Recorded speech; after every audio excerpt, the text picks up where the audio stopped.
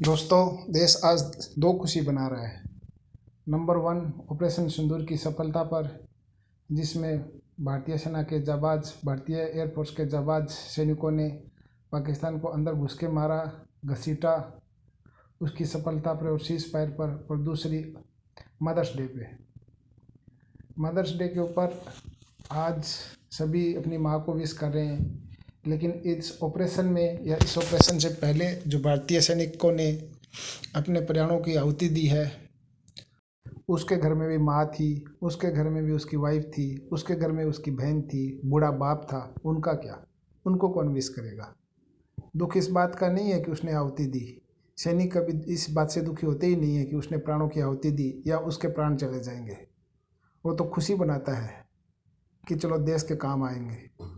लेकिन दुख तो तब होता है जब उसके जाने के बाद उसकी विधवा, उसके माँ बाप ऑफिस के चक्कर काटते हैं, या फिर वो जिंदा लौट के आ जाता है।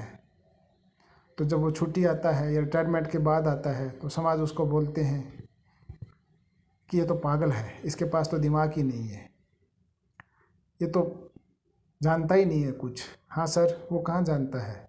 अगर वो जानता तो सर के ऊपर ड्रोन, सामने से दुश्मन की गोली और पीछे से देश के अंदर बैठे हुए गद्दारों की गोली, वो कहाँ झेल पाता?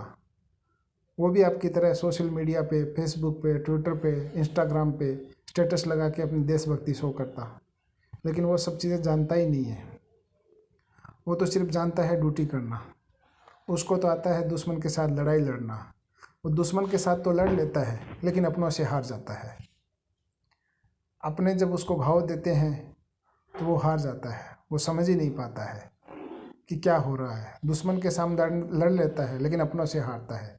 18-20 साल का एक लड़का फौज के अंदर जाता है और फौज के अंदर उसे सिखाया जाता है कि झूठ नहीं बोलना, ईमानदारी से ड्यूटी करना, किसी की चापलूसी नहीं करना, चिकनी चुपड़ी बातें नहीं करना। और वो यही करता है, पूरी ज़िंदगी ईमानदारी से काम करने में लगा रहता है।